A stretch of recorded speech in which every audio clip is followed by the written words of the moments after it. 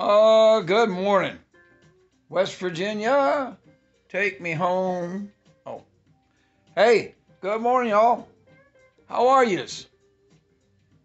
I better get a sip of coffee this morning. Rough night. Every 2 hours I was up. Great coffee. Hey, I want to talk to you about West Virginia. You know, if you can't make it out west to the Rockies, you got to go. You got to go up and down the eastern seaboard on I-95, and slightly west of that, actually. So years ago, when I lived in Jackson, South Carolina, we would come up home here, see the kids, and we would come up I-77 out of Charlotte, North Carolina. And as you get into West Virginia, around Bluefield, there's a toll road, and it goes up, and I forgot where it goes through because I never went. Toll road. I hate toll roads. Instead of taking the toll road, I found this little highway called Highway 19. Now, you know, none of us use a map anymore. We use GPS. And it put me at 19, and I'm thinking, oh Lord, here we go through the hills of West Virginia. Well, it's actually 4-lane highway called the Mountaineer Expressway. What a road. Absolutely beautiful. You know, and then what's funny is when you're in West Virginia, you know, I like bluegrass. So I got to find a bluegrass station as I travel through West Virginia. And you're on that route, you're actually in West Virginia for about 2.5, 3 hours. But anyway, you go through about halfway up, you're going to go through a little town called Fayetteville, West Virginia. No, not Fayetteville, North Carolina. I've been there too. Fayetteville, West Virginia. And we always made that our lunch stop because as you get off in town, you know, a lot of people stop right on the highway or wherever. I always go into the little town. So I went into the little town, and there's this old church on the right-hand side in the downtown business district, which is only about 3 blocks long. It was called the Cathedral Cafe. Rock climbers, adventurous, outdoors people. It's just a neat restaurant. That's where they hang out. Great food. I mean, it was a fantastic place. So anyway, you'd have late breakfast or early lunch, continue down the road. About a mile past Fayetteville, headed north, you will go across the New River on the longest arched span bridge in the Western Hemisphere.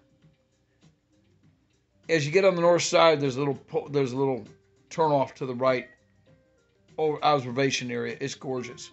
But the best time I ever had there going across, Bridge Day, third weekend in October.